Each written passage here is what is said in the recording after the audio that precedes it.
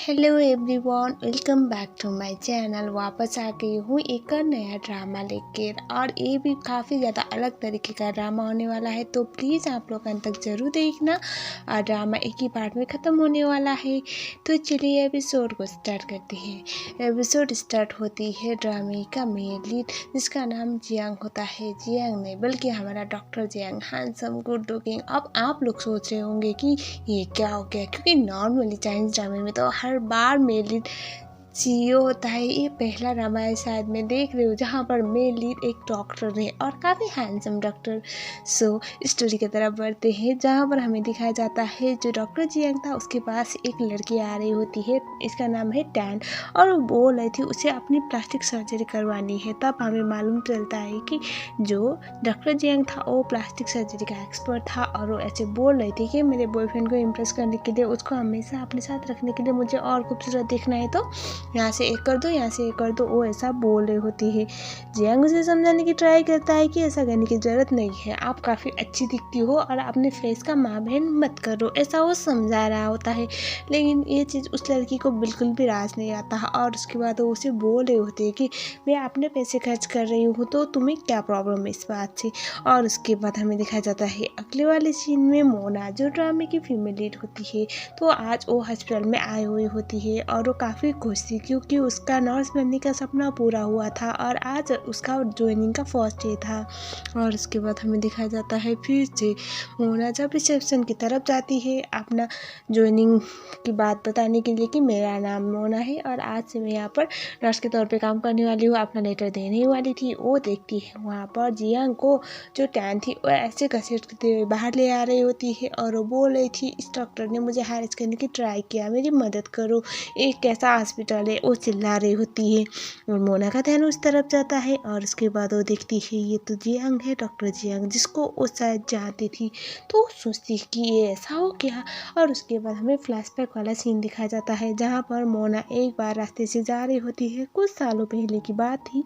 और उसके बाद हमें ये दिखाया जाता है एक बंदा ऐसे रास्ते पे गिर गया था, और उस टाइम पे मोना काफ़ी घबरा गई थी क्योंकि उसके आंखों के सामने बहुत बड़ा इंसिडेंट हुआ था। उस टाइम पे जियांग शायद उस टाइम पे वो डॉक्टर की पढ़ाई कर रहा था, और उसने आके उस बंदे की मदद की हुई थी। और जो मोना थी उसको ये चीज़ काफ़ी ज़्यादा इम्प्रेसिव लगा, और वो ये चाहती थी कि वो भी दूसरों की मदद करे, और इसी बात की वजह से उसने सोचा हुआ था वो अब नर्स बनेगी और लोगों की इस तरह से हेल्प करेगी, क्योंकि डॉक्टर बनने वाला उसका बजट नहीं था।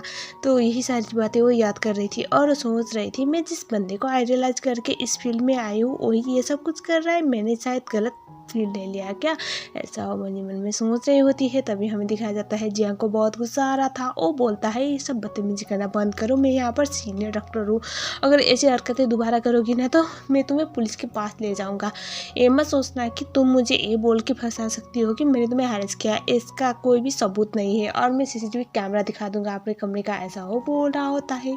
तो जो मोना थी वो ज़्यादा देख नहीं पाती, लेकिन हाँ उसका जियांग से दोबारा मिलने का जो इम्प्रेशन था वो काफ़ी ज़्यादा गंदा हो जाता है।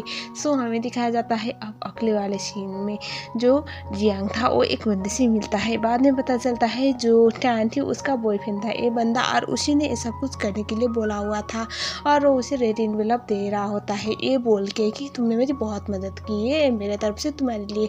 वो मना कर रहा होता है। और उसके बाद हमें ये दिखाया जाता है जो हमारी मोना थी ये सब कुछ देख लेती है। वो बस ये देखती है कि जो रेड एनवेलप है उसमें कुछ तो गड़बड़ है, उसे ऐसा फील होता है ये तो पैसे ले रहा है। वो तो ऐसे घबरा जाती है, वो वहाँ से भागने वाली थी। तो इसके चक्कर में होता है कि वो वहाँ पर जियांग से टकरा जाती है, और जियांग उसे ऐसे बचाने के लिए आगे बढ़ता है, और जिसके चक्कर में दोनों का काफ़ी ज़्यादा प्यारा सा मूवमेंट क्रिएट हो जाता है। रोमांटिक एंगल तो क्या ही था, यहाँ पर होता है जो जियांग था उसे धक्का देता है, और उसके बाद वो बोलता है तुम आज नहीं आई हुई नर्स होना, और तुम यहाँ पर क्या कर रहे हो। बाद में वो देखता है आपने जो उसने पहना हुआ था बाहर से जो कोट था उस पर तो लिपस्टिक का मार्क लग गया था। ये देखने के बाद जियांग बोलता है तुम्हें पता है हॉस्पिटल में सबसे पहला रूल ये है कि कोई भी नर्स या फिर डॉक्टर, फीमेल डॉक्टर कोई भी ऐसे हार्ड मेकअप नहीं कर सकती, ज़्यादा मेकअप नहीं कर सकती, अभी कभी वो उतारो, ऐसा वो बोलता है।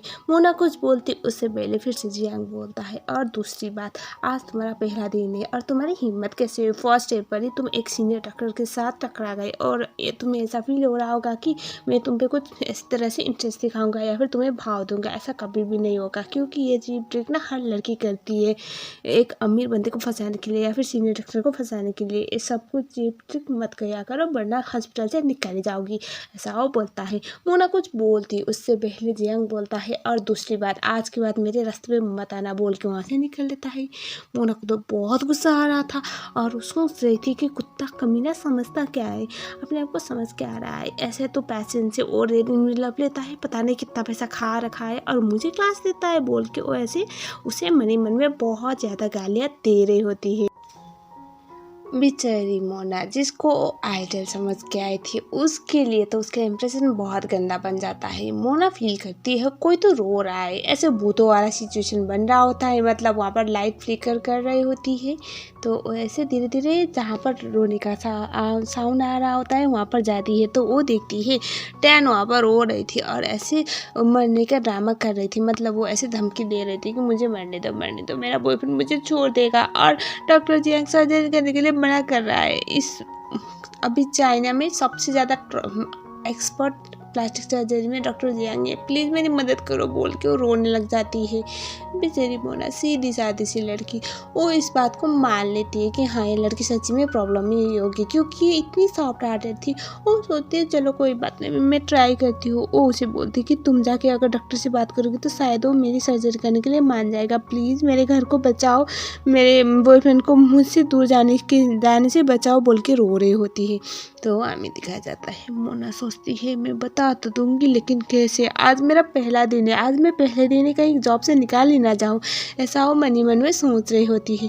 और उसके बाद हमें दिखाया जाता है मोना ऐसे उसके रूम में जाती है और बाहर से ऐसे वो घूर के अंदर की तरफ देख रही थी कि मैं जाऊँ या नहीं, पहले दिन ही काम से निकाले जाऊँगी तो मैं मेरी माँ को क्या खिलाऊँगी।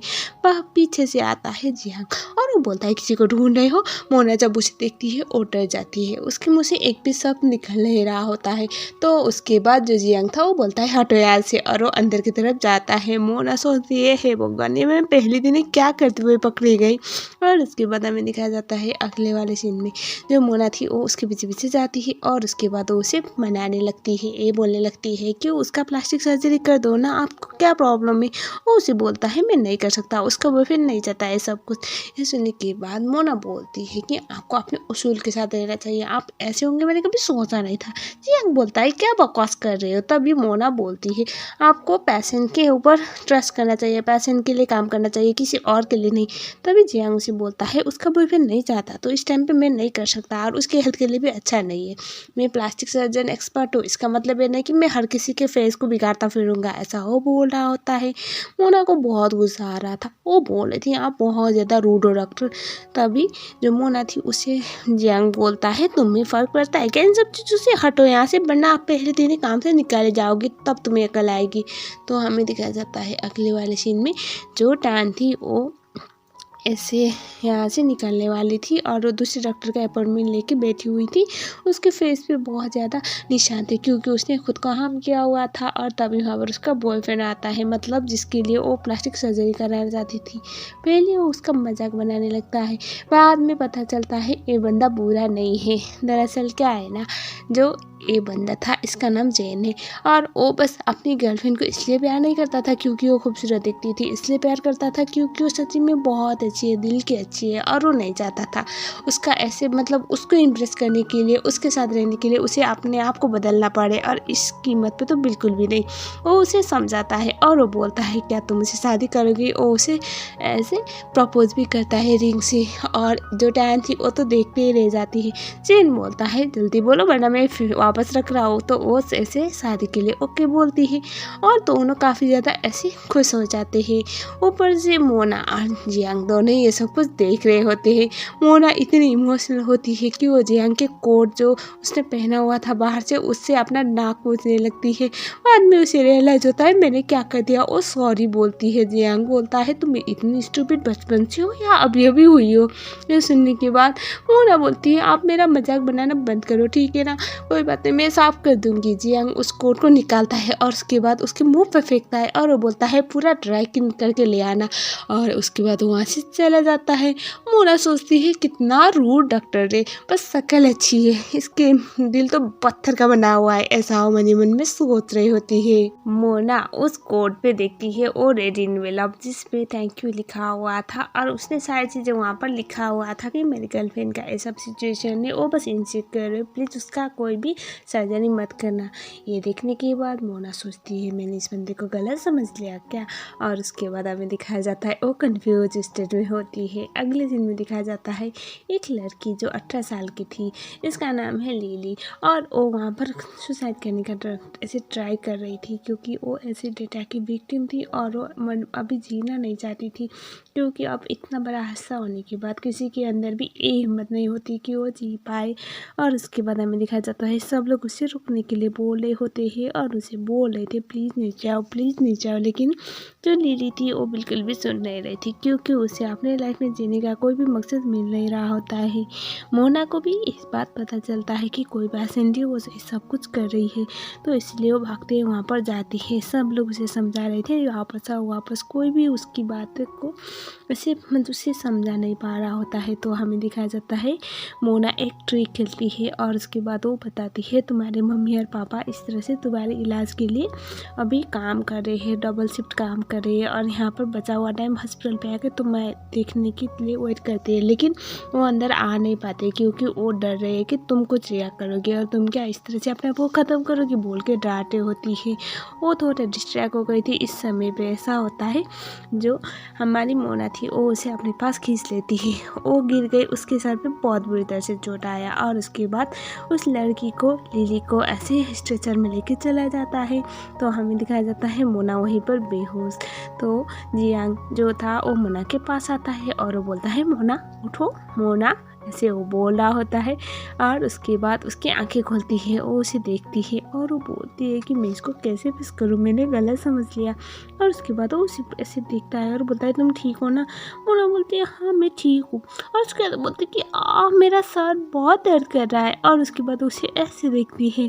जियांग स्माइल करता है और उसके बाद वो बोलता है कि चलो कोई बात नहीं, अगर तुम चल नहीं पा रहे तो मैं ऐसे लेके चल जाऊँगा, ऐसा बोल के उसे अपने गोदी में उठाता है। और उसके बाद मोना सोच रही थी हे भगवान मैं क्या सोच रही हूँ, मुझे ऐसा तो सोचना नहीं चाहिए, लेकिन मुझे ऐसा फील हो रहा है कि मुझे यहीं पर ऐसे ही रहना है, ऐसा मन ही मन में सोच के अपने अरमानों का कुछ ज़्यादा ही लेवल अप कर रही होती है। अब हमें दिखाया जाता है जो मोना थी वो लिली के पास जाती है, और उसके बाद ये दिखाया जाता है दरअसल लिली आज 18 साल की हुई थी, इसी बात की वजह से वो वहाँ पर उसके लिए केक लेके आई थी हैप्पी बर्थडे वाला। उसे पता नहीं था ये केक कुछ और था, मतलब शायद कुछ तो गलत इंसिडेंट इसके साथ जुड़ा हुआ था, जिस बात की वजह से लिली को फिर से एक बार पैनिक अटैक आने लगते हैं। सिचुएशन बहुत ख़राब होता है, और उसके बाद वहाँ पर आता है जियांग आके सिचुएशन को संभालने की बहुत ट्राई करता है, लेकिन ये सब कुछ बहुत मुश्किल लग रहा था। लिली के लिए ये चीज़ कोई ट्रॉमा से कम नहीं था। जो देखे बेचारी मोना को बहुत बुरा लगता है, वो रोते हुए बाहर की तरफ निकलती है और बहुत टाइम तक वहीं पर वेट करती है। लिली जब तक ऐसे स्टेबल नहीं होती तब तक वहीं पर वेट करती है, और उसके बाद जियांग जब बाहर निकलता है वो बोलती है अब यो कैसी है। ये सुनने के बाद जो लिली थी उसके बारे में बताता है जियांग कि उसके साथ जो इंसिडेंट हुआ ना वो एक बर्थडे के आसपास का ही है, इसी बात की वजह से ये सब कुछ हुआ है, तो तुम्हें ये सब नहीं करना चाहिए था। मोना बोलती है मुझे नहीं पता था, मैंने जानबूझ के नहीं किया, doctor I am sorry, please मुझे जॉब से मत निकालना, मैं दोबारा कभी भी ऐसी गलती नहीं करूँगी। जियांग उसे बस ये समझाता है कि ऐसी कोई भी गलती करनी नहीं चाहिए, और तुम यहाँ पर बहुत सेंसिटिव एरिया पे हो और बहुत सारे ऐसे पेशेंट होते हैं जिनका कुछ ना कुछ तो कनेक्टेड होता है, तो प्लीज़ इस गलती दोबारा मत करना, मैं पहली बार है इसीलिए तुम्हें माफ़ कर रहा हूँ, वरना मैं तुम्हें जॉब से निकाल सकता था। ऐसा बोल के वहाँ से चला जाता है। मोना को तो बहुत ज़्यादा रोना आ रहा होता है। अगले सीन में दिखाया जाता है हमारा डॉक्टर जियांग चला जाता है इस हॉस्पिटल के डीन से मिलने के लिए, जो था लूसोंग दरअसल जियांग का ही पापा था, और उसके बाद वो अपने पापा को ऐसे बोल रहा था। पता चला कि जो लिली थी उसका ऑपरेशन करने के लिए का जो सीन था उसने मना कर दिया हुआ था, क्योंकि वो बस 18 साल की थी और उसकी फैमिली के पास इतने पैसे नहीं थे, और ऑपरेशन के लिए मना करने की वजह से उसकी फैमिली काफ़ी ज़्यादा टूटी हुई थी। और जियांग ऐसा कुछ चाहता नहीं था। वो डॉक्टर लू सोंग को बोल रहा होता है ऐसा नहीं करना है, हम हमारे हॉस्पिटल पे बहुत कुछ चेंजेस कर सकते हैं, बेचारी अभी तो 18 साल की है और हम उसके केस को इतना सीरियस क्यों नहीं ले रहे, बोल के वो बोल रहा था। और लू सोंग साहब बोल देता है, यानी कि उसके जो पापा थे, कि हम इस तरह से यहाँ पर चैरिटी तो नहीं कर रहे हैं ना, हम अपना काम कर रहे हैं और हमारा काम है यहाँ पर पेशेंट को देखना, और हम यहाँ पर बहुत सारे एम्प्लॉय को पालते हैं। इस तरह से हर किसी को फ्री में हम ऐसे ट्रीटमेंट देते रहेंगे तो हमारे लिए प्रॉब्लम हो जाएगी। बेचारा जियांग बहुत गुस्से में था, वो ना समझा नहीं पा रहा था उसके पापा को, जिसका रीज़न ये होता है कि उसके पापा उसे एक तमाचा लगा देते हैं। जियांग बोलता है आप तो मॉम को भी नहीं बचा पाए, आपने बोला था मॉम को बचा लेंगे, तो आप किसी और को बचाने की उम्मीद नहीं रखते हैं ना, उसके बाद तो आपके लिए सब कुछ बिजनेस ही है। ये सुनने के बाद उसके पापा को बहुत गुस्सा आता है। ये सब कुछ मोना थोड़ा दूर से देख रही थी। वो वहाँ पर जियांग को बचाने के लिए जाती है, और एक्चुअली होता ये है कि वो पहले तो फाइल साइन करने का बहाना लेके अंदर जाती है, और उसके बाद वो वापस आने वाली थी।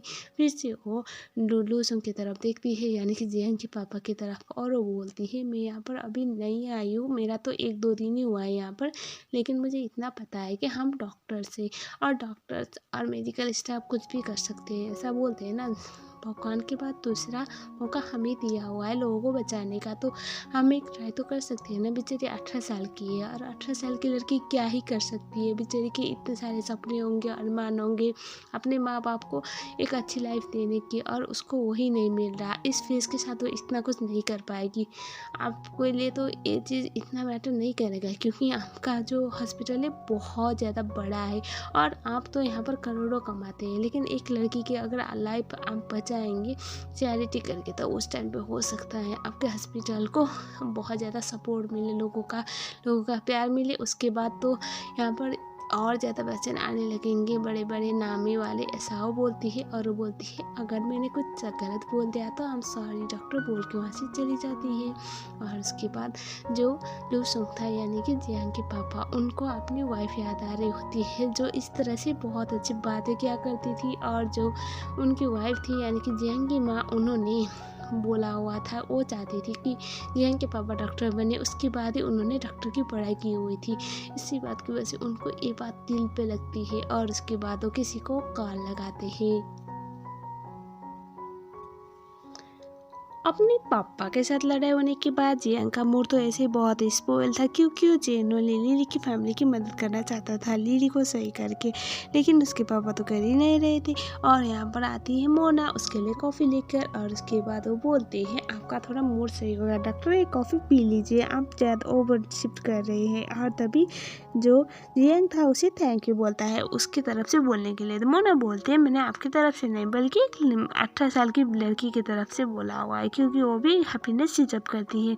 और उसके बाद वो उसे कॉफ़ी देती है, कॉफ़ी का वो जो ढक्कन था खुल नहीं रहा था, तो इसीलिए वो ऐसे खोलने की ट्राई करता है। मोना बोलती है लाइए मैं खोल देती हूँ, लेकिन इसके चक्कर में होता है कि वो खोल देती है, लेकिन उसके कपड़े के ऊपर वो तो इतना घबरा गई, वो बोलती है एक भी काम में ढंग से नहीं कर सकती है। वो बोलती है sorry sorry sorry doctor sorry, और उसके बाद वो साफ़ करने लगती है, और ऐसे साफ़ करते करते कुछ ज़्यादा ही वो उसकी बॉडी दिखने लगती है, मतलब कुछ ज़्यादा ही वो इंजॉय कर रही थी। वो सोच रही थी ये पढ़ाई के साथ साथ इतना कुछ भी कर पा रहा है कि अपने आप को मेंटेन करना। और तभी जो जियांग था उसे बोलता है हो गया ताड़ना, तभी वो बोलते हैं हाँ हो गया, बाद में बोलते हैं सॉरी।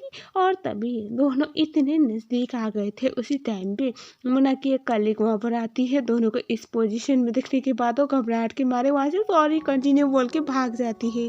जियांग और मोना दोनों बहुत एम्बैरेस थे, क्योंकि इन दोनों ने जो चोरी की नहीं उसके लिए पकड़े गए थे, और दोनों का कुछ भी समझ नहीं पा रहे थे कि हाउ टू रिएक्ट वाला। एंड देन हमें दिखाया जाता है वहाँ पर जो फाइल लेके वो लड़की आई हुई थी, वो फाइल ओपन करता है जियांग, तो उस फाइल में ये लिखा हुआ था जो लिली थी उसके ऑपरेशन के लिए अभी लू सोंग मान चुका था, यानी कि जियांग का पापा।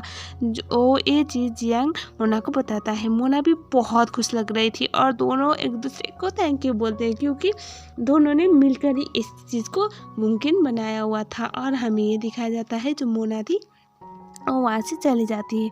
जियांग मन ही मन में सोचता है ये लड़की बहुत हिम्मत वाली है, क्योंकि हर कोई इस तरह से हॉस्पिटल की डीन से बात करने की हिम्मत नहीं रखता। और इसने तो बात भी की और उनको मना भी लिया, क्योंकि मैं खुद ही मेरे पापा को मना नहीं पा रहा था ऐसा हो। मन ही मन में बोल के मोना के बारे में काफ़ी इम्प्रेसिव सोच रहा होता है। अगले सीन में दिखाया जाता है एक ओल्ड एज मैन आया हुआ था और वो मोना मोना बोल रहा था। तो मोना की कलीग को ऐसा फील हुआ कि ये कोई प्रॉब्लम में फंसने वाली है, इसीलिए अपने फ्रेंड को जाके बोलते हैं जल्दी से छुप जाओ, कोई तो बंदा आया है जो तुम्हें ढूंढ रहा है।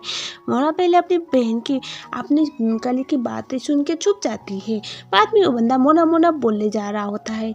लेटर से रियलाइज कि ये बंदा तो जाना पहचाना सा है। बाद में पता चला इसका पापा है, यानी कि मोना का अपना वाला पापा।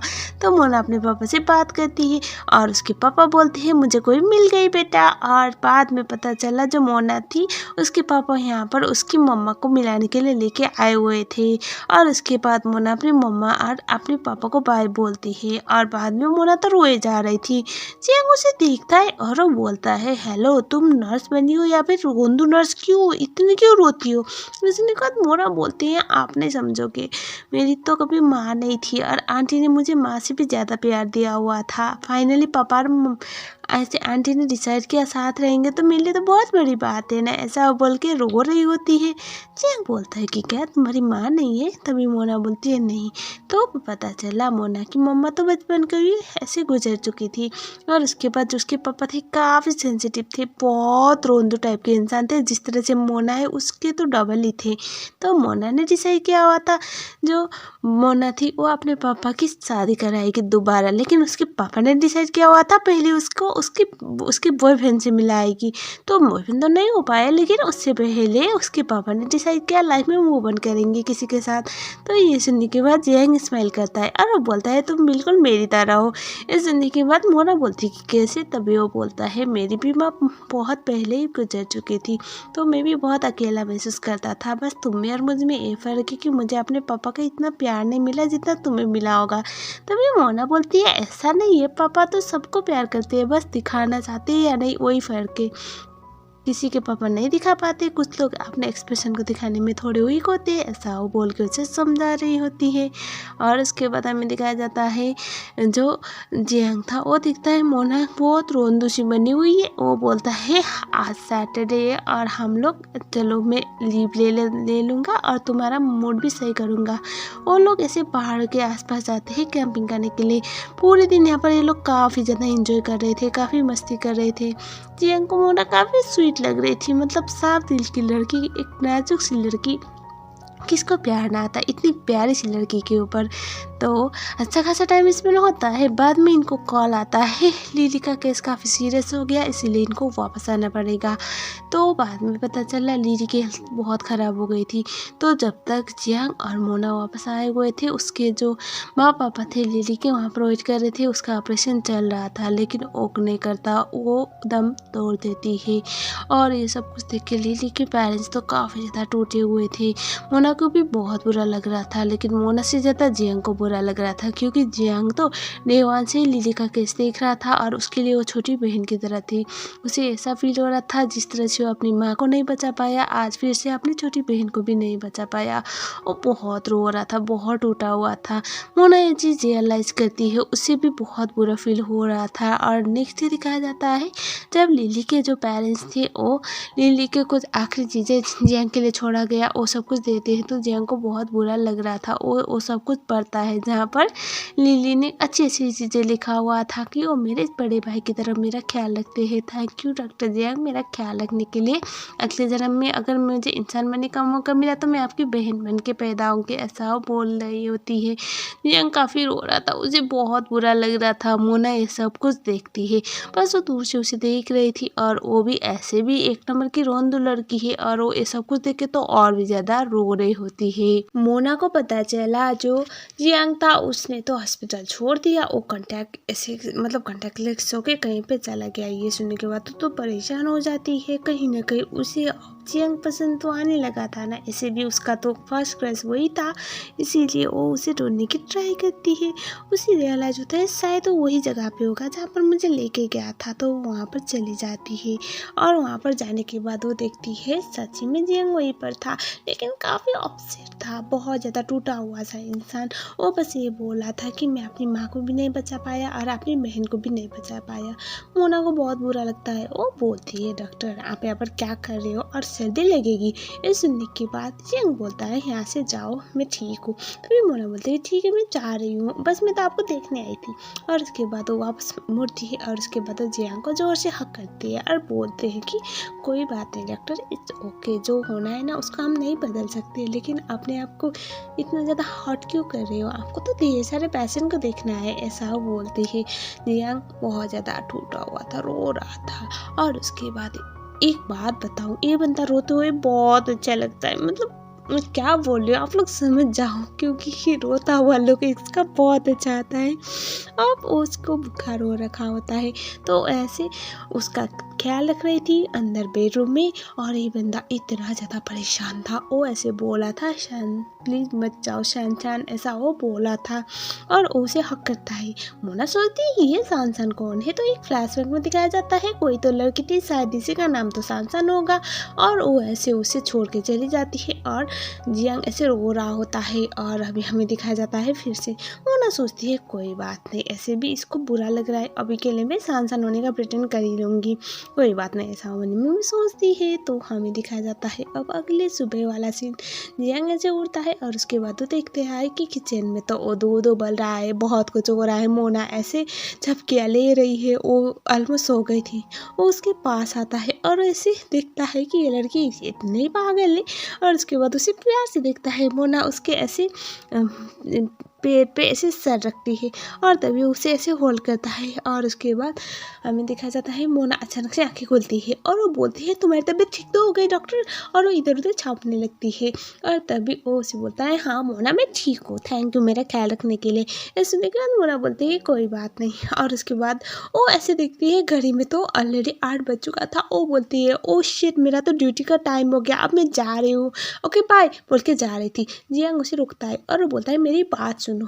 और उसके बाद वो बोलता है शाम को आओगी। इस सुनने के बाद मोना बोलते कि हाँ कोई बात नहीं, मैं आपका ख्याल रखने के लिए आ जाऊंगी, लेकिन अभी जा रही हूँ। ये सुनने के बाद उसे फिर से रुकता है और बोलता है मेरी बात तो सुनो। और उसके बाद उसे अपने पास खींचता है, जोर से हक करता है। और वो बोला था कि एक्चुअली मैं क्या सोच रहा था ना कि क्या तुम मेरी गर्लफ्रेंड बनोगी। ये सुनने के बाद मोना तो शौक में आती है। और उसके बाद जियांग उसे बोलता है मुझे तुमसे पहली नज़र वाला प्यार हो गया था, अब मुझे नहीं पता कैसे बताना है, लेकिन मुझे नहीं लगता इससे भी ज़्यादा सोचने की ज़रूरत है मुझे किसी को अपने लाइफ में लाने के लिए, क्योंकि तुम मेरे लिए परफेक्ट हो, ऐसा वो बोलता है। मोना खुश हो जाती है। मोना बहुत खुश थी। वो सोच रही थी वाह मैं भी डॉक्टर जियांग की गर्लफ्रेंड हूँ, ऐसा मन में सोच रही थी। और वो सोच रही थी अब मैं क्या करूँगी, गर्लफ्रेंड होने के बाद मुझे क्या करना चाहिए। मतलब वो ऐसे ख्याली पुलाव पका रही होती है, तभी जियांग वहाँ से क्रश हो रहा था। वो मोना को देखता है, वो समझ जाता है मैडम को ज़्यादा ही फिर से ख्याली पुलाव पका रही है। वो उसे बोलता है कहाँ पे ध्यान दो, कान पे। और उसके बाद वहाँ से चला जाता है। और मोना सोच रही थी ओ ये कितना स्वीट है। और तभी हमें दिखाया जाता है एक और बंदी का एंट्री, जो डॉक्टर लुसुंग लेके आए हुए थे। डॉक्टर लुसुंग मतलब जियांग के पापा। तो ये थी शान इस हॉस्पिटल की डायरेक्टर की बेटी, जो 4 साल के बाद वापस आ गई थी, 4 साल के बाद वापस चाइना आ गई थी। और अब इसके बाद ये हॉस्पिटल पर ही काम करने वाली थी मैनेजमेंट टीम के साथ।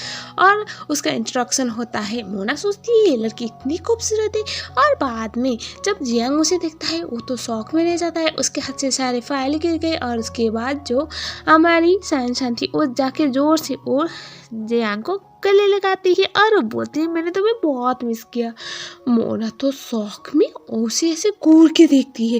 जियांग समझ जाता है कि इसने देख लिया, उसे हटाने की ट्राई कर रहा था, लेकिन मोहतरमा तो इतनी ज़्यादा चिपकू थी कि उससे दूर हो ही नहीं रही थी। उसी बात की वजह से जियांग को उसे अंदर अपने कैबिन पे लेके जाना पड़ता है। अब हमें दिखाया जाता है मोना ना बिल्कुल भी अपने आप को रोक नहीं पा रही थी और ऐसे मुंडी निकाल निकाल के देखने की ट्राई कर रही थी क्या चल रहा है, लेकिन वो समझ नहीं पा रही थी। बाद में उसकी फ्रेंड से उसे पता चला शानशान और जियांग 4 साल से रिलेशनशिप में थे, 4 साल का रिलेशनशिप, और उसके बाद वो अचानक से बाहर फॉरेन चली गई थी, तो शायद अभी वो वापस आ गई तो दोनों फिर से पैचअप करेंगे और दोनों को जल्दी शादी हो जाएगी। तो सुन के तो मोना को बहुत ज़्यादा जलन वाली महसूस हो रही होती है। बाद में सोचती है मैं तो बस नर्स हूँ ना, मैं क्या कर सकती हूँ। बाद में सोचती है नहीं, मुझे बोला हुआ है उसने मेरी गर्लफ्रेंड बनोगी और मैं गर्लफ्रेंड हूँ उसकी, मैं थोड़ी किसी और को आने दूंगी, मन ही मन में सोच रही होती है। और उसके बाद अंदर दिखाया जाता है जो शानशान थी वो ऐसे जियांग के साथ होती है, जियांग के साथ वो चिपकने की ट्राई कर रही थी और तभी जियांग बोलता है तुम वापस क्यों आई हो। ये सुनने के बाद शानशान बोलती है कि तुम बिल्कुल नहीं बदले ना, और उसके बाद वो बोलती है कि 4 साल पहले मैं जैसे तुम्हें छोड़ के गई थी तुम बिल्कुल वैसे ही हो, ऑब्वियसली तुम्हारे लिए आई हो वापस। ये सुनने के बाद जियांग बोलता है मुझे छोड़ के जाने का डिसीजन तुम्हारा था और अब तुम्हें हक किसने दिया वापस मेरी लाइफ में आने का। अगर तुम अपनी मर्जी से जा सकती हो तो ये मत सोचना कि अपनी मर्जी से आ सकती हो, मेरी लाइफ में बहुत कुछ बदल गया और उसमें तुम तो फिट नहीं होती। ये सुनने की बात जो शानशान थी वो बोलती है ऐसी कोई भी बात नहीं है, जो चीज़ मुझे चाहिए वो मैं हासिल कर लेती हूँ। और उसके बाद हमें फ्लैशबैक वाला सीन दिखाया जाता है जहाँ पर जब हमारा जियांग उसकी मॉम की मौत हुई होती है, उसके बाद बेचारा का कितना ज़्यादा टूटा हुआ था, बहुत ज़्यादा अपसेट था और उसको उसी टाइम पे ब्रेकअप करना था। मतलब जो शानशान थी उसने उसी वक्त पे ब्रेकअप किया हुआ था, बेचारा वो उसे बेग कर रहा था कि ऐसा ना करे क्योंकि वो इतना कुछ झेल नहीं पाएगा, लेकिन वो उसे उल्टा सुनाती है कि तुम्हें बच्चों की तरह हरकत नहीं करनी चाहिए, तुम थोड़ा रिस्पॉन्सिबल बनो, थोड़ा मैच्योर बनो, मैं तुम्हें ऐसे बचकानी हरकत करते हुए बिल्कुल भी देख नहीं सकती, मुझे लाइफ में मूव आउट करना है, तुम्हारे साथ मेरा कोई फ्यूचर नहीं बोल के वो उसे जाने के लिए बोलती है। बहुत बारिश हो रही होती है और उसके बाद जियांग वहाँ से जा रहा होता है, वो गिर जाता है और तभी जो हमारी शानशान थी वो वहाँ पर उसे हेल्प करने के लिए आ रही होती है। वो उसे बोलता है कोई बात नहीं, मेरा तो रास्ता ऐसे ही है, बहुत ज़्यादा गट्टे है मेरे रास्ते में, तुम्हारा रास्ता सही हो मैं वही जाऊँगा बोल के वहाँ से चला जाता है। फ्लैशबैक इतना ही था, तो मतलब कुछ अच्छी तरह से ये दोनों अलग तो नहीं हुए थे। अभी प्रेजेंट में जियांग बोलता है या तो आ गया होगा ना, तुम्हें मुझे किस तरह से छोड़ा हुआ था, तो अब तुम्हें कोई हक नहीं बनता मेरी लाइफ में वापस आओ, वो भी मेरी मर्जी के बगैर, मेरी लाइफ में कोई और है, ऐसा वो बोलता है। और उसके बाद हमें दिखाया जाता है तब वहाँ पर मोना ऐसे पानी लेके आई हुई थी, मतलब वो ऐसे सीसीटीवी बन के आई हुई थी। अब लड़के यार, और वो अपने बॉयफ्रेंड को ऐसे किसी पराई औरत के साथ उसके कैबिन पे कैसे छोड़ती, भले ही वो उसके एक्स हो लेकिन अभी वो तो प्रेजेंट है ना। और वो ऐसे देख रही थी, तभी वहाँ पर आती है जो इसी टाइम पे जियांग को ऐसे गले लगा रही थी और शानशान। और उसके बाद हमें दिखाया जाता है वो बोलती है ये कौन है, तभी वो बोलती है मैं इस हॉस्पिटल की नई नर्स। ये सुनने के बाद वो स्माइल करती है और उसके बाद ये दिखाया जाता है जो जियांग था उसके दिखाते हुए शानशान बोलती कि मैं इसकी गर्लफ्रेंड हूँ, तुम यहाँ पर नहीं हो गए काम करने के लिए। इसका तो बोलती कि हाँ आप लोग कैरी ऑन करो, वहाँ से भाग जाती है। जियांग बेचारा कुछ बोल नहीं पाता और उसके बाद वो शानशान को समझाने की ट्राई कर रहा था कि हमारे बीच में जो था वो पास से अभी प्रेजेंट में इन सब चीज़ों को मत लाओ और मैं तुम्हें बिल्कुल भी अपने लाइफ में वापस तो नहीं लाने वाला क्योंकि मैं भी मूव ऑन कर चुका हूँ। लेकिन ये इस बात को बिल्कुल भी नहीं सुनती और जियांग को बहुत गुस्सा आता है और वो बोलता है कि अभी जो लड़की यहाँ से गई वो मेरी गर्लफ्रेंड है और मैं उसको बहुत ज़्यादा चाहता हूँ, मैं उसको बहुत प्यार करता हूँ, तो प्लीज़ तुम हमारे बीच में मत आओ, ये मत सोचना कि मैं तुम्हें माफ़ करूँगा या फिर तुम्हें अपने लाइफ में वापस लाऊंगा, ऐसा हो बोल रहा होता है। जो सुनने के बाद इसको तो और ज़्यादा गुस्सा आता है क्योंकि कहाँ हॉस्पिटल की एमडी की बेटी। अब हमें दिखाया जाता है जो शानशान थी वो काफ़ी ज़्यादा अपसेट थी, गुस्से में थी क्योंकि जो हमारा जियांग था वो तो उसे सब करने के लिए बिल्कुल भी रेडी नहीं था और उसे ये भी रीज़न पता चल गया कि क्यों, मतलब अब एक मामूली सी नर्स अब उसके हिसाब से मामूली है, उसे नहीं पता क्या बेशकीमती हीरा है हमारी मोना, तो उसे काम से निकलवाती है। मतलब लिटरली दोनों में थोड़ा सा डिस्कशन हो जाता है और उसके बाद उसे जॉब से निकाला गया। मोना और रेजिग्नेशन लेटर जो होता है ना, यू आर फायर वाला लेटर देख के रो रही थी, बोल रही थी हे भगवान मुझे अपने प्यार की कीमत इस तरह से चुकानी पड़ रही है। और तभी हमें दिखाया जाता है वहाँ पर आता है हमारा जियांग और उसके बाद उससे वो लेटर छीन के वो अपने पापा के पास जाता है और वो बोलता है ये सब कुछ क्या चल रहा है। उसके पापा बोल रहे थे कि तुम्हें इन सब चीज़ों में इंटरफेयर करना नहीं चाहिए, अगर उसने कुछ किया है तो जानबूझ के किया होगा। तभी जियांग बोलता है आपको अच्छी तरह से पता है हमने एक डील बनाई हुई थी कि वो लोग कभी भी हमारे हॉस्पिटल की इंटरनल मामलों में इंटरफेयर नहीं करेंगे और वो कुछ पर्सनल कुन्नस को इस तरह से निकाल रही है, वो इस तरह से जाना रिजर्व नहीं करती बोल के ऐसे रोकने की ट्राई कर रहा था। पापा बोलते हैं इन सब चीज़ों में तुम कुछ नहीं कर सकते, यहाँ से जाओ। जियांग को बहुत गुस्सा आता है और वो बोलता है आप कभी भी मेरे साइड नहीं थे, आप कभी भी मुझे इस तरह से खुश देख नहीं सकते, अगर वो जाएगी तो मैं भी जाऊँगा बोल के गुस्से में वहाँ से निकल लेता है। वो ना बेचारी ये सब कुछ देख रही थी और उसको सोच रही थी मेरे चक्कर में बाप बेटे में लड़ाई हो गई क्या, मैं क्या करूँ। और उसके बाद वो पहले तो जाती है जियांग के पास और उसे पटाने की ट्राई करती है, मनाने की ट्राई करती है कि चलो वापस हॉस्पिटल पे, मैं तो कुछ और काम ढूंढ लूँगी। जियांग उसकी बातें नहीं सुनता और उसके बाद मोना उसके साथ काफ़ी अच्छा टाइम स्पेंड करती है, उसको हंसाती है, उसको काफ़ी खुश रखती है। मतलब उसकी हरकतें, उसकी जो प्यारी सी हरकतें और प्यार है वो जियांग के लिए इनफ था। बहुत टाइम के बाद कोई ऐसी बंदी आई थी जो उसकी लाइफ में चेयरअप करवा सकती थी, उसे खुश रख पा रही थी।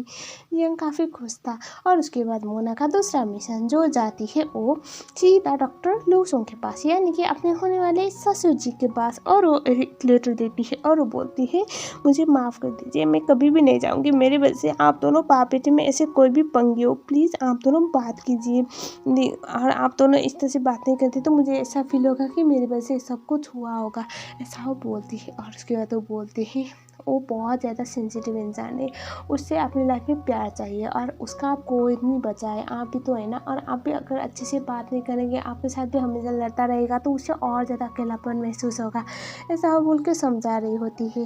डॉक्टर लूसोंग यानी कि उसके होने वाले ससुर जी काफ़ी खुश थे। वो बोलते हैं बात बताओ, तुम इतनी चीयर अप कैसे हो सकती हो, तुम इतनी अब छोटी सी तो हो और इतना कुछ बड़ी बड़ी लोगों वाली हरकतें करती हो, ऐसे निकालो। बोलते हैं कि तुम्हारा आपका मतलब। तभी डॉक्टर लूसोंग बोलते हैं मुझे पता है तुम दोनों एक दूसरे को डेट कर रहे हो और मैंने बहुत समय के बाद देखा हुआ है मेरे बेटे को इतना खुश, वो भी सिर्फ तुम्हारी वजह से, वरना तो जब मेरी वाइफ की डेथ हुई थी उस टाइम पे उसको कैंसर था और उसको अगर हम उस टाइम पे ऑपरेशन ना करते तो शायद वो और ज़्यादा तकलीफ भी होती, इसीलिए मैंने डिसाइड किया था ऑपरेशन करूँगा, लेकिन वो ज़्यादा होल्ड कर नहीं पाई और उसकी मौत हो गई। उसके बाद मैं अपने बेटे के सामने तो बुरा बन चुका था, लेकिन मैं अकेले बहुत ज़्यादा रोता था। मैं देख रहा था मेरे बेटे की फेस पे एक अजीब सा वो सन्नाटा जो एक होता है ना, सोनापन। लेकिन जब तुम उसकी लाइफ में आई उसके बाद उसे बहुत कुछ देखा हुआ है। थैंक यू बेटा, तुमने मेरे बेटी की लाइफ की बदल दी, ऐसा वो बोल रहे होते हैं। पूरा बोलते हैं आपको पता है हमारे बारे में। वो बोलते हैं हाँ मुझे पता है और मुझे कोई प्रॉब्लम नहीं, क्योंकि जहाँ पर मेरा बेटा खुश होगा मैं वहीं पर खुश होऊंगा, ऐसा वो बोल रहे होते हैं। वो ना थैंक यू बोलती है और उसके बाद वो बोलते हैं तुम ना वीक में 2 बार यहाँ पर आया करो हॉस्पिटल पे काम करने के लिए। सुनने का नमूना बोलते कि इसका मतलब आप मुझे जॉब से नहीं निकाल रहे हो। ये सुनने के बाद डॉक्टर लुसुंग बोलते कि मैं अपने होने वाली बहू को जॉब से निकालूंगा, क्या पागल हो गई हो। ये सुनने के बाद मोना तो बहुत ज़्यादा खुश होते हैं, वहीं पर डांस करने लग जाती है। अब हमें दिखाया जाता है जियांग परेशान था सांसान से, क्योंकि वो बार बार उसे कॉल कर रही थी, मैसेजेस कर रही थी, इसीलिए उसे फाइनल बात करने के लिए जाता है उसके घर पे। और वो उसे बोलता है क्लियरली कि अब मैं तुम्हें बिल्कुल भी याद नहीं करता, मैं मूव ऑन कर चुका हूँ और तुम्हें भी मूव ऑन करना चाहिए, ऐसे भी तुम्हारा ही डिसीजन था हमारे रिलेशनशिप को ख़त्म करने का, तो प्लीज़ ये सब कुछ बंद करो। ये सुनने के बाद जो सांसान थी वो बोलती कि वो नर्स कुछ महीने पहले तुम्हारी लाइफ में आई थी, उसके लिए तुम हमारे सालों के रिश्तों को तोड़ रहे हो। इस सुनने के बाद वो बोलता है कि मुझे फ़र्क नहीं पड़ता कितना टाइम हुआ है, लेकिन मुझे इतना पता है मैं उससे बहुत चाहता हूँ और मैं उसके लिए अभी कुछ भी कर सकता हूँ, और उसमें तुम नहीं आते, तुमने हमारा सब कुछ ख़त्म किया हुआ था, प्लीज़ ये सब कुछ बंद करो।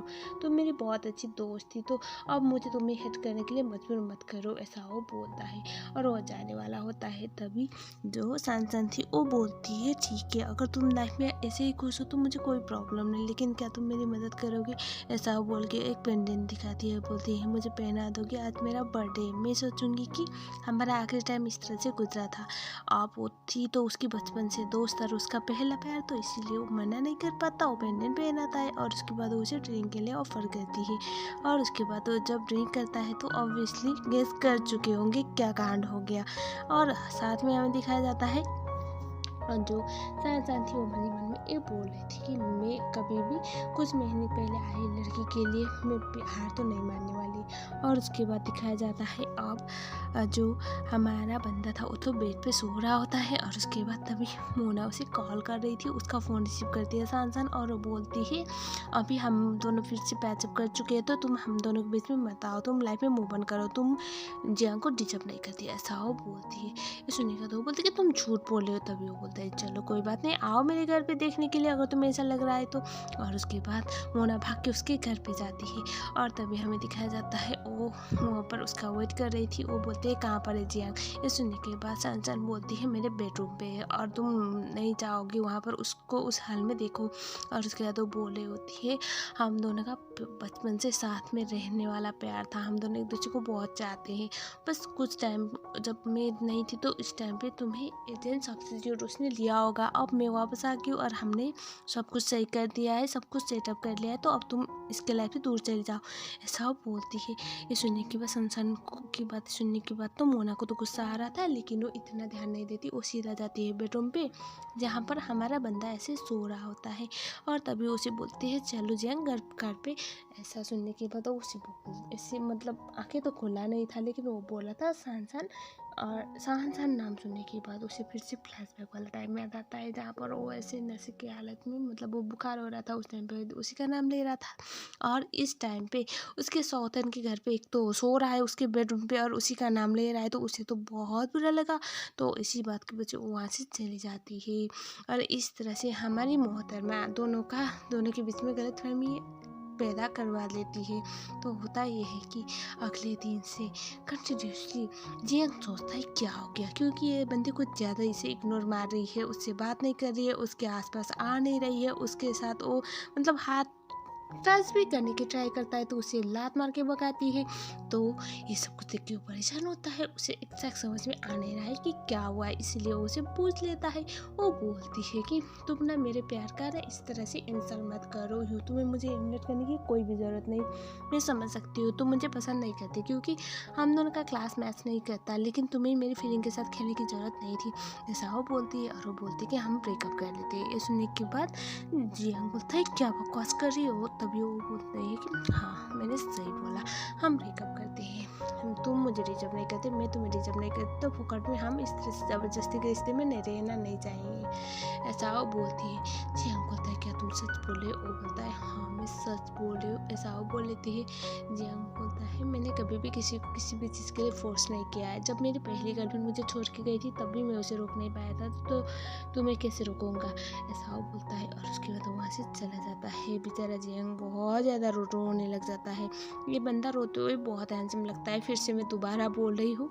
तो होता ही है कि बेचारा बहुत ज़्यादा खतरनाक वाला डिप्रेशन में चला गया। मोना वो बस इस बात के लिए अपसेट थी क्योंकि वो शान के घर पे शान का नाम ले रहा था, मतलब नींद की हालत में भी। अब मुझे नहीं पता कि इस सिचुएशन में इसने नाम लिया हुआ है। तो होता ये है कुछ दिनों तक ये दोनों ऐसे एक दूसरे से बात करना बंद करते हैं और उसके बाद एक पैसेंट इसी तरह से वहाँ पर खुदकुशी करने का ट्राई कर रहा था, तो वो मोना को ऐसे अपने गिरफ्त पे ले लेता है ये बोल के कि मैं इसको मार डालूँगा, ऐसे मतलब मेरा चेहरा अच्छा नहीं रह गया तो अब मैं एक दूसरे के साथ अच्छा रह के क्या करूँगा। और सब लोग उसे समझाने की ट्राई कर रहे थे कि ऐसी गलती ना करें। मोना बेचारी वो तो ऐसे डरी हुई थी, उसे कुछ भी ना करने के लिए बोल रही होती है और वो बंदा एक कांच का टुकड़ा लेके आया था, मोना के गले को काट देता है और उसके बाद मोना को कट लग गया। वो तो यहीं पर बेहोश और वहाँ पर जियांग उसके पास पाके जाता है और उसके बाद वहाँ पर जब तक उसका ट्रीटमेंट के लिए लोग नहीं आते तब तक वहाँ पर वो रोते हुए बैठ रहा होता है। वो बहुत रो रहा था। उसके पापा वहाँ पर आते हैं।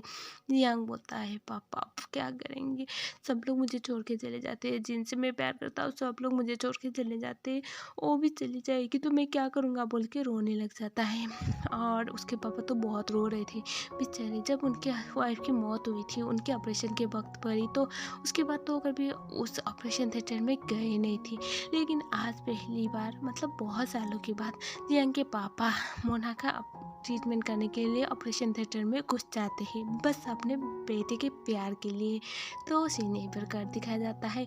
कुछ समय बाद मोना को होश आता है, मतलब 1-2 दिन तो हो चुका था। मोना ऐसे दिखती है और वो बोलती है इस हॉस्पिटल में ट्रीटमेंट काफ़ी अच्छा है, फर्स्ट क्लास है, मेरा कट लग गया था फिर भी मैं ठीक हूँ, ऐसा वो बोल रही होती है।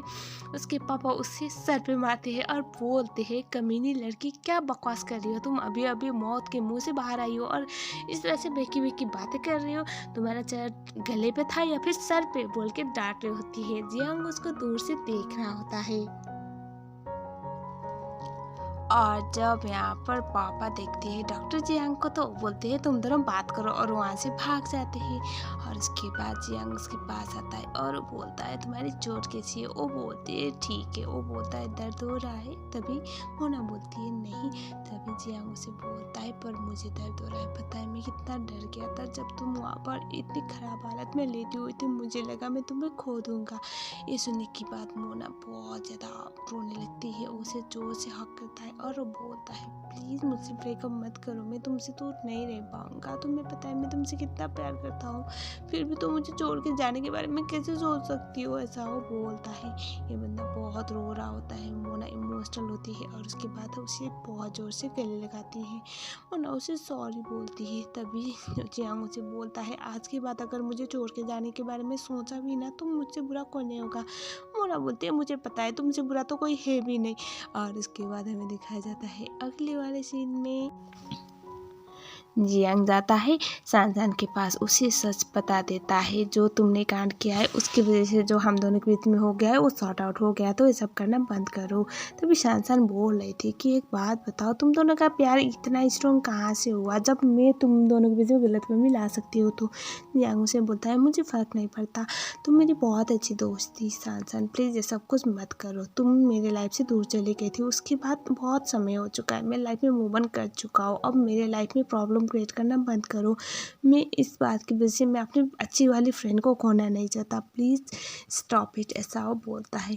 और रोसी बोल रही होती है तुम दोनों एक दूसरे को डिजर्व नहीं करती, वो तुम्हारे लायक नहीं है। तभी जियांग बोलता है दुनिया में वही लड़की है जो सिर्फ मेरे लायक है और मेरे लिए बनी है, कोई और लड़की उसकी जगह अब नहीं ले पाएंगे। ऐसा बोल के जाने वाला होता है, वो उसे पीछे से हक करती है और बोलती है मेरी लाइफ की सबसे बड़ी गलती ये थी कि मैंने उस टाइम पे तुम्हें छोड़ दिया था, लेकिन तुम इतने अच्छे थे कि मैं किसी और को प्यार कभी कर ही नहीं पाई, क्योंकि तुम्हारी जगह कोई और कैसे ले लेता, तुम इतने अच्छे हो, क्या तुम मुझे वापस अपना नहीं सकते। जियांग से बोलता है मुझे तुमसे नफरत करने के लिए मजबूर मत करो, अभी मेरी लाइफ में सिर्फ मोना है और मैं उसे बहुत प्यार करता हूँ, ऐसा वो बोलता है। ये सुनने के बाद वो ठान जाती है, मतलब मान जाती है कि क्या है, अब हार मानने में ही उसकी भलाई है। तो अब वो बस रो रही होती है, उसे कुछ फ्लैशबैक याद आ रहे थे, यार ये बंदा इतना अच्छा है, इससे मतलब कौन भुला पाता, तो कुछ रीजन की वजह से ही इस बंदे ने उसे छोड़ा हुआ है, ये तो समझ में आ गया क्योंकि ये बहुत रो रही होती है। तो अब दिखाया जाता है मोना सब कुछ देख रही थी। अगले सीन में जिस बंदे ने मोना के गले पे कट लगाया था उसके माँ पापा के उसे माफ़ी मांग रहे होते हैं और वो बोल रहे होते हैं कि प्लीज़ हमारे बेटे को जेल पे मत डालना। वो नादान है, वो बहुत ज़्यादा परेशान था इसीलिए सब कुछ किया। तो मोना बोल रही थी नहीं मैं कुछ नहीं करूँगी, लेकिन जियांग बोल रहा होता है कि वो 20 साल हो चुका है तो उससे अपनी हरकतों के लिए तो मतलब जिम्मेदारी लेनी पड़ेगी और आपके बेटे को जेल तो जाना पड़ेगा, वो ऐसे हर किसी को ऐसे हार्म नहीं कर सकता। मोना बोलती है नहीं ऐसा मत करो, मैंने उन्हें माफ़ कर दिया, प्लीज़ आप लोग जाओ। ये सुनने के बाद दोनों काफ़ी खुश होते हैं। जियांग उसे देख के बोलता है एक बात बताओ, मेरी माँ इतना ज़्यादा अच्छे होने की क्या ज़रूरत है, उसने कुछ गलत किया हुआ है, तुम उसे सज़ा नहीं दे सकते क्या। ये सुनने के बाद मोना बोलती है नहीं। इस सुनने के बाद जियांग उसे प्यार से देखता है और बोलता है तुम इतनी अच्छी क्यों हो। इस सुनने के बाद मोना बोलती है पता नहीं क्यों ऐसे वो रिएक्शन दे रही होती है।